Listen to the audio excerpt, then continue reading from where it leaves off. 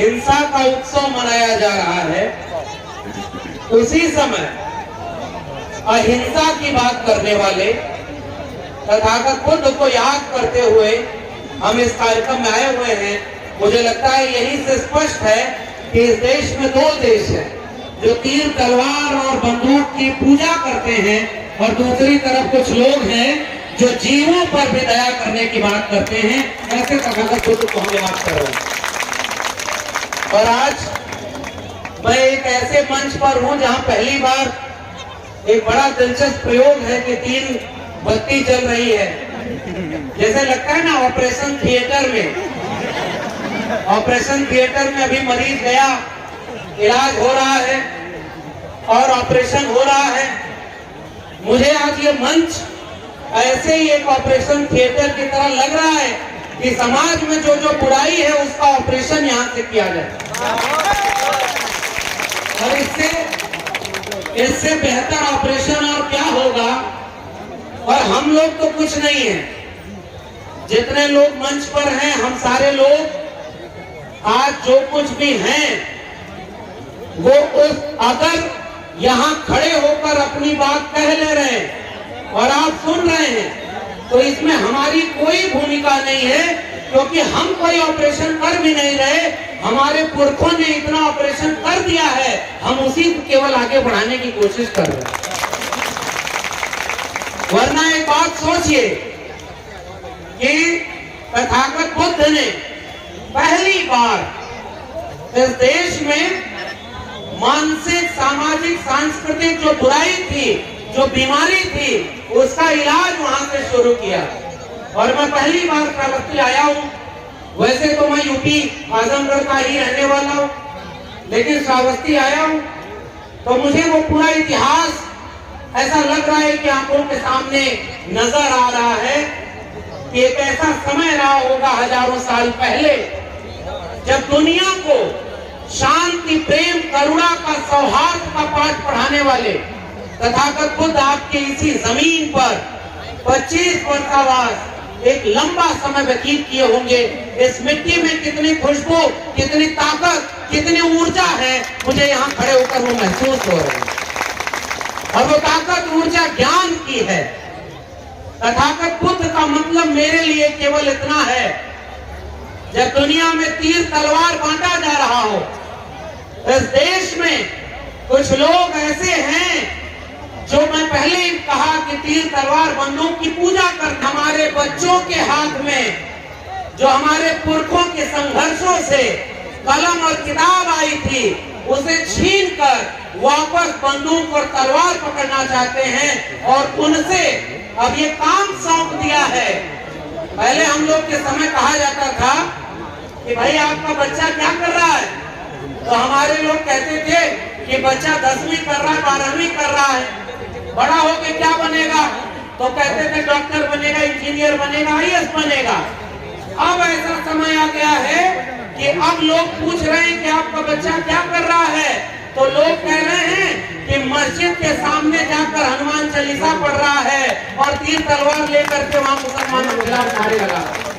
बड़ा होकर बच्चा क्या बनेगा, तो बच्चा खुदाई करेगा कि मस्जिद के नीचे कहां से लिंक हो जाए। यही तो बनाया जा रहा है हमारे बच्चों को।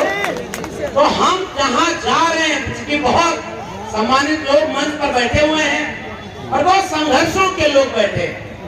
मैं कई बार मंचों पर जाता हूं तो एक बात जरूर बोलता हूं कि जितनी मेरी उम्र होगी, हो सकता है उससे ज्यादा उम्र मंच पर तमाम लोग बैठे हैं जिन्होंने संघर्षों में खपा दी होगी, और उन सारे लोगों के संघर्षों की वजह से हमें पर मुझे दिखी, वही करके अपनी बात खत्म करूंगा। सबसे पहली बात मैं आपसे, गांव से आए हुए लोगों, आप तो एक मेले की तरह आए हुए हैं ना। आप इस मेले में मूर्ति पूजा करने नहीं, विचार को लेने आए। इसलिए सबसे पहले मैं इस मेले के आयोजकों को सलाम कर रहा हूं। दूसरी तरफ पूरे रास्ते हम लोग देखते आ रहे हैं, कहीं इतना बड़ा पंडाल, कहीं इतना बड़ा पंडाल, कहीं कुछ चल रहा है, कहीं कुछ चल रहा है, कहीं कर्मकांड हो रहा है, कहीं भंडारा हो रहा है, और कोई वहां नाच गा रहा है, कोई कुछ भी मत्सव मना रहा है। मुझे ये ऐसा पंडाल नजर आया जहाँ सब लोग चुपचाप होकर के तथागत बुद्ध, अम्बेडकर, फूले, पेरियार के विचार को सुन रहे हैं। मुझे लगता है इससे बड़ा उत्सव क्या है। देखिए, हमारा देश उत्सव धर्मी देश है। हम लोगों की तरफ पूर्वांचल में अगर जेसीबी मशीन से खुदाई होने लगे तो 150 आदमी जुटकर वहां बैठ के देखने लगता है यहाँ क्या हो रहा है। इतना खलियर हमारे यहाँ लोग। क्यों? क्योंकि भाई हमारे यहाँ लोगों को हाथ को काम नहीं दिया गया, पेट को रोटी अभी भी नहीं मिली है। लोग डरते हैं, लोगों को कमजोर बनाया गया है, इसलिए क्योंकि धर्म का व्यापार चलता है। मुझे याद आ रहा है, आप लोगों ने नाम सुना होगा महात्मा ज्योतिबा फूले का। ज्योतिबा फूले बात कहते हैं, बाल बनाना नाई का धंधा है, बर्तन बनाना मिट्टी के कुम्हार का धर्म नहीं धंधा है। वैसे ही मंदिर में बैठकर पूजा करना पुजारी का धर्म नहीं धंधा है। अगर आप बच्चा नहीं बने अब भाई देखो, आप उत्तर प्रदेश में हैं, अगर लोगों की भावना आहत हो जा रही है तो बुलडोजर चल जा रहा है घर के ऊपर। कोई ऐसी बात नहीं करनी। हमारे पुरखों ने इतना ऑपरेशन कर दिया है, केवल उन्हीं को पढ़ें, उनकी किताब को आने वाली पीढ़ियों तक पहुंचा दें। कोई भी लड़ाई ऐसी नहीं है जो हम हार जाएंगे। इसलिए पहली बार अपनी जड़ों को पहचानिए कि हम कहाँ थे और कहाँ आ गए। इन किताबों को घर घर पहुंचाइए ताकि पाखंड खत्म हो। आपके विषय में एक विषय है, आयोजकों ने जब 6 विषय रखा तो उसमें एक विषय का पाखंड। पाखंड का विनाश कैसे होगा? अच्छा भाई एक बात बताइए, धर्म जिंदा कैसे है? अभीष्ट की इच्छा और अनिष्ट से रक्षा। क्यों ऐसा भाई? हमारी कोई कमी बुराई हो, हमारे अंदर कोई मुसीबत आ जाए तो मूर्ति के सामने खड़े हो जाते हैं, और उसके बाद बीमारी ठीक हो जाए, बच्चे पढ़ाई लिखाई से हो जाए, इसीलिए तो धर्म मानने जाते हैं। अब एक बात बताइए, हमारे ज्योतिबा फूले ने एक किताब लिखी है जिसका नाम है तीसरा रथ। नाटक है तीसरा रथ। अब एक किस्सा सुनिए, 2-3 किस्सा सुनाऊंगा, अपनी बात खत्म कर दूंगा। एक आदमी बहुत परेशान था और वो एक पंडित के पास चला गया। उसने कहा कि हुजूर बड़ा परेशान हूँ। पंडित ने कहा लाओ तुम्हारा ग्रह नक्षत्र देखते हैं। पंडित ने देख के कहा कि तुम्हारा शनि ठीक जगह पर नहीं है, शनि खराब है, इसलिए तुम्हारे जीवन में विपत है, आफत है, मुसीबत है, घर में बीमारी है, बच्चा पढ़ नहीं रहा, उसको नौकरी नहीं, घर नहीं, खाने को रोटी नहीं, तो शनि ठीक हो जाएगा तो तुम्हें जो है मुसीबत ठीक हो जाएगी। तो बोला वो आदमी कि भाई क्या करना होगा? तो पंडित ने बोला हवन कराना होगा। तो वो आदमी बोला कितना खर्चा आएगा? तो कहा कि 10,000 रुपया खर्चा आएगा। तो वो आदमी बोला कि साहब 10,000 तो नहीं है। तो थोड़ी देर बाद पंडित बोला कि अच्छा चलो त्योहार वाली सेल लगा देते हैं, 50% डिस्काउंट, 5,000 रुपए में तुम्हारी हवन हम पूरा करा देंगे। मैं ये अपनी बात नहीं कर रहा हूँ भाई, देखो पढ़े लिखा व्यक्ति हूँ, मैं अपनी किताब का रेफरेंस देकर बोल रहा हूँ। महात्मा ज्योतिबा फूले ने लिखा है, किताब का नाम है तृतीय रत्न। उस नाटक में ये कहानी लिखी है। वही फूले जिन्होंने हमारे बच्चों के लिए, हमारे लिए पहला स्कूल खोलने के लिए घर छोड़ना पड़ा और लोगों की लाठी खानी पड़ी, गाली खानी पड़ी, और सावित्रीबाई फूले और ज्योतिबा फूले ने स्कूल खोल दिया। और आज हम जैसे हजारों लोग आंख में आंख डाल करके जालिमों से कहते हैं कि अम्बेडकर फूले, अम्बेडकर पेरियार के बारे में। उस फूले की बात बता रहा हूँ। तो वो आदमी गया तो कहा कि पंडित जी 5,000 रुपया भी नहीं है। तो उसके बाद वो बोला कि अच्छा चलो 1,000 रुपए में तुम्हारी हवन करा देंगे। तो वो बोला कि 1,000 भी नहीं है। कोरोना में नौकरी चली गई, 12 करोड़ नौकरी जो गई उसमें हमारा भी था, घर में पैसा नहीं है, हवन कराएंगे कैसे? तो पंडित ने बोला कि अच्छा एक काम करो, 1,000 रुपए 100 रुपए दे दो, एक मंत्र दे देता हूँ, शनि जब पैसा हो जाए तो ठीक करा लेना, ये मंत्र ले लो। वो आदमी खड़ा होकर दोनों जेब निकाल कर कहा कि मालिक मेरे जेब में एक फूटी कौड़ी नहीं। नाराज होकर पंडित खड़ा होकर बोला कि जब तेरे जेब में एक फूटी कौड़ी नहीं है तो जा बेटा, शनि तेरा कुछ नहीं बिगाड़ सकता। सारा धर्म कहाँ से जुड़ा है? जेब से। ओए नोटबंदी हुई साहब, नोटबंदी में पुरानी नोट 500,000 की बंद हो गई। एक आदमी ऐसे ही भक्त था, कहा कि पूरे जन्म का का गुनाहों की माफी चल के आ गई, बजरंगबली से मांग लेते हैं। और पुरानी वाली जो बंद हो गई नोट थी, धड़ाधड़ मंदिर में चढ़ाने लगा। अचानक एक व्यक्ति बीच में आ गया और कहा कि अरे मूर्ख, ये नोट कैसे चढ़ा रहा है, ये नोट तो बंद हो गई है। तो वो आदमी बोला, अरे भगवान को थोड़ा ही पता है कि नोट बंद हो गई। और सुनिए, उसके बाद वो जो बीच में आदमी आया था वो बोला कि भगवान थोड़े ही नोट लेता है जो उसको पता है, वो जो नोट लेता है उसको पता है कि 500 की नोट बंद हो गई है, इसको नहीं चढ़ावा चढ़ सकता। इसलिए धर्म का एक ही धंधा है, आपके जेब की पूंजी लेना। एक जादूगर आता है ना, अब तो उनका भी बिजनेस व्यापार खत्म हो गया। मदारी खेल दिखाने आता है, जमीन से मिट्टी उठाता है और जेब हाथ में रगड़ करके उस पे 20 पैसा 1 रुपया बना देता है और आपसे 10 रुपया ले जाता है। आपके मन में कभी ये नहीं आता कि अगर मिट्टी से पैसा बनाना होता तो ये गांव-गांव जाके जादू क्यों दिखाता। अगर धर्म से इस देश को बचना होता तो जब भारत आजाद हुआ तब इस देश की आबादी थी 30 करोड़ और देवता थे 33 करोड़, फिर भी ये देश गुलाम क्यों था भाई? ये सवाल हमारा है। और इसलिए हम इस बौद्धिक और तार्किक मंच पर पहली अपील माताओं, बहनों, बुजुर्गों, आपसे ये करने आया हूँ। मैं इसी आजमगढ़ का, हमारे पुरखे गाय भैंस चराते थे साहब, हम लोगों को तो पता ही नहीं था कि एक दिन दिल्ली विश्वविद्यालय के प्रोफेसर बनेंगे और एक दिन आप जैसे लोग हमें बुलाकर सम्मानित करेंगे। मैं ये बार बार सोचता था कि हमारे घर वाले अगर मेहनत न करते तो हम यहाँ तक नहीं पहुँच पाते। ये सही बात है, मगर बाद में मुझे समझ में आया कि घर वाले तो बहुत लोगों के बहुत मेहनत करते हैं। अगर इस मुल्क में भारत का संविधान और मंडल कमीशन न होता तो मैं कभी आंख खड़ा नहीं होता और आपसे इसलिए हमारे कंधों पर एक कर्ज है साहब। वो कर्ज ये नहीं है कि मुझे प्रोफेसर की नौकरी मिल गई, कोई डॉक्टर इंजीनियर बन गया, कोई जमींदार वकील बन गया तो वो अपने पूंजी भरने लगे और समाज को पीछे छोड़ दे। जहां हमको कहना हो वहां जय भीम बोले और अपने पेट के लिए खाएं। इसलिए माननीय कांशीराम का नारा, पे बैक टू सोसाइटी और बाबा साहब का नारा मुझे याद आता है कि शिक्षित करो, संगठित करो और संघर्ष करो, बिना इसके समाज का कोई भला नहीं। और जो अपने समाज का भला नहीं कर सकता उन व्यक्तियों का कोई भला नहीं होगा। इसलिए मैं अपनी जिम्मेदारी निभाने आया हूँ, मैं कोई नई बात नहीं कर रहा।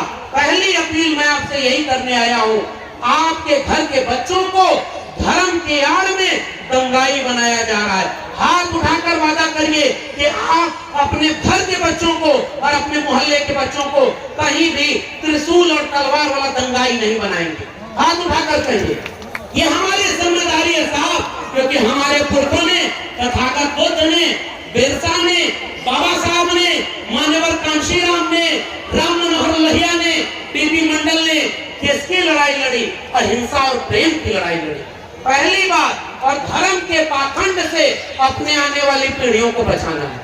दूसरी मेरी गुजारिश है, और चूंकि आपके विषय में है इसलिए मैं वो बात यहाँ पर कह रहा हूँ, पाखंड ने हमारे पीढ़ियों को मानसिक रूप से गुलाम बनाया। वो घर में बच्चा होता है ना, बच्चे को भूख लगी हो और बच्चा लड्डू मांगे और लड्डू मांग रहा हो, उस बच्चे को उठा करके उसको पैंट जो पहनता है उसको माताएं बहनें ढीली कर देती। वो पूरे टाइम पैंट पहनने में बचा रहा कि मेरी पैंट वापस दे दो, लड्डू मांगना भूल जाता। हमारे बच्चों के हाथ से शिक्षा छीनी जा रही। ये मेरी दूसरी गुजारिश है, कलम और किताब छीन ली जाएगी तो आप मानसिक रूप से गुलाम होंगे ना। आप लोगों में से कितने लोगों के बच्चे सरकारी स्कूल में पढ़ते हैं? अधिकांश लोगों के बच्चे सरकारी स्कूल में पढ़ते हैं और सरकारी स्कूल में न तो मास्टर है, न तो इमारत है, न तो वहाँ पढ़ाई है। जिसकी जेब में पैसा है उसके बच्चे अच्छे स्कूल में पढ़ रहे हैं। और मैं दिल्ली विश्वविद्यालय में पढ़ाता हूँ, मैं जानता हूँ कि मेरे गाँव के किसान मजदूर कमेरा लोग, चौधरी छोटू राम, सोनेलाल पटेल साहब एक नारा देते थे, ये जंग 90% लोग कमेरा हैं जो काम करके खाते हैं, 10% लोग लुटेरा हैं जो कमेरा का शोषण करके खाते हैं। ये जंग कमेरा बनाम लुटेरा की, और यही सपना बाबा साहब अम्बेडकर और राम मनोहर लोहिया का, कांशीराम और बीपी मंडल का।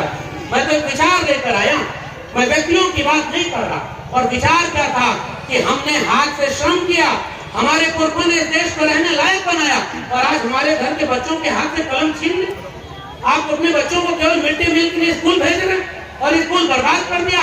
और दिल्ली विश्वविद्यालय में आकर देखिए, मैंने जब खुद आरटीआई लगाई और हमारे तमाम सम्मानित लोग बैठे हुए हैं, सर हमारी यूनिवर्सिटी में मंडल विरोधी आंदोलन चला, वहां पर मंडल के खिलाफ नारे लगाए गए और मैं तो इस मंच को देख रहा हूँ।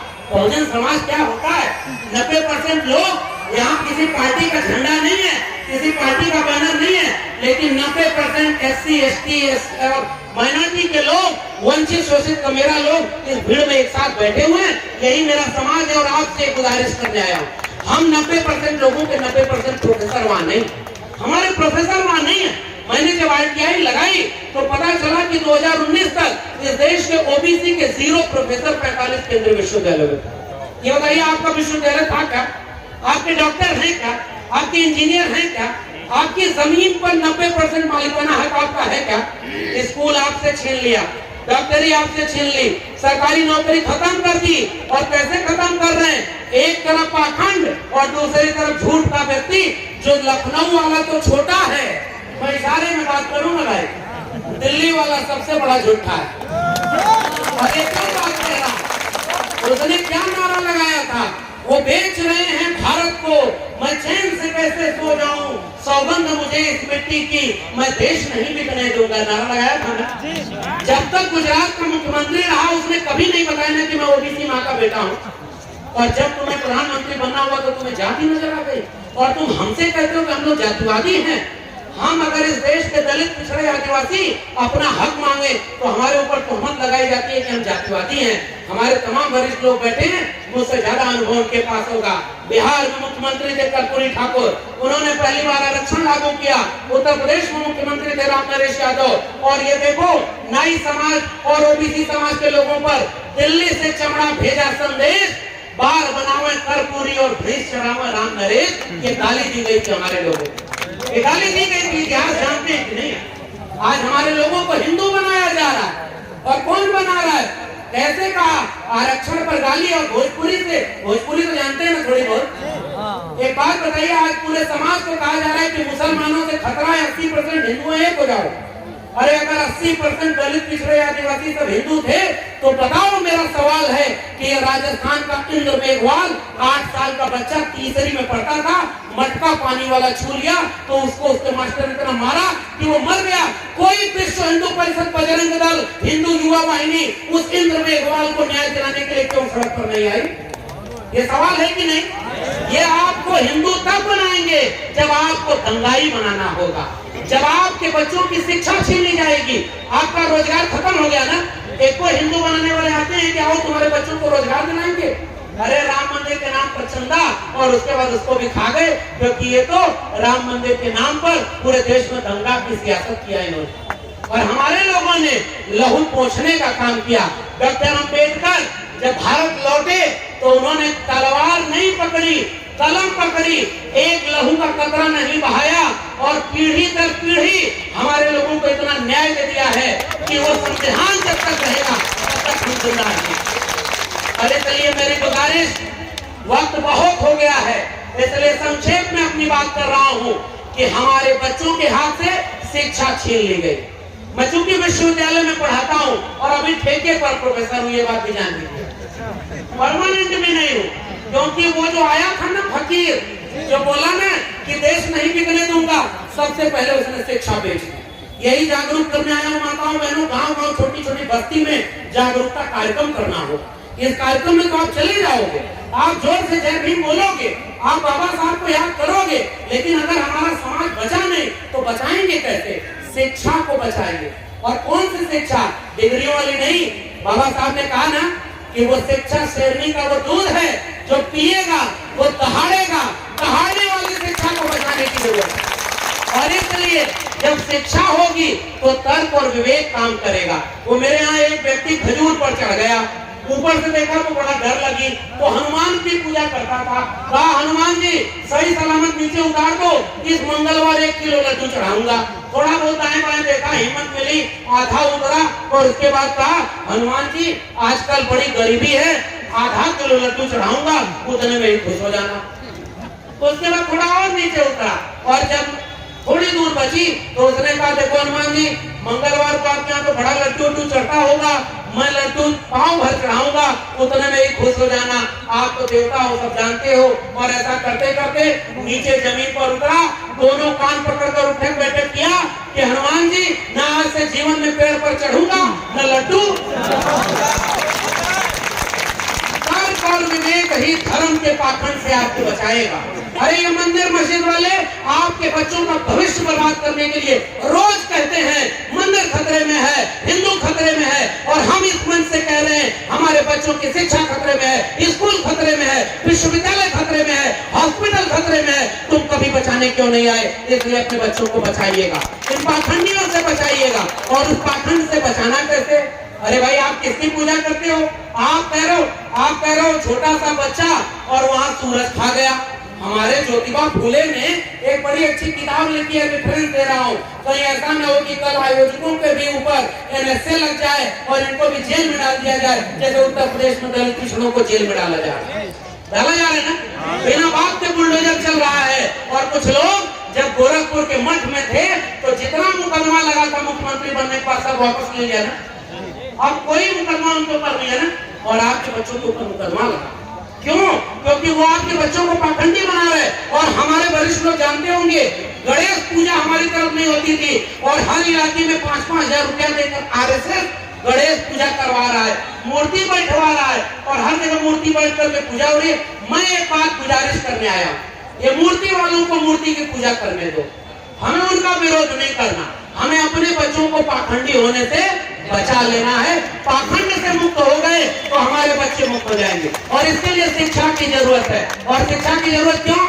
वो एक पंडित हमारे गांव में था, किस्सा चलता है, गांव वाले जाकर कहे, अरे पंडित जी, इस गांव के लड़कों ने 4 लड़कों ने गधा को हत्या कर दी है, और गधा मारना तो बहुत बड़ा पाप है। पंडित ने बोला, वेदों में लिखा है कि गधा मारने का बहुत बड़ा पाप है, 22 प्रकार के नरक हैं, किसी में डीप फ्राई किया जाएगा, किसी में काटा जाएगा, किसी में सड़ाया जाएगा, और सबको वैसे नरक में फ्राई किया जाएगा।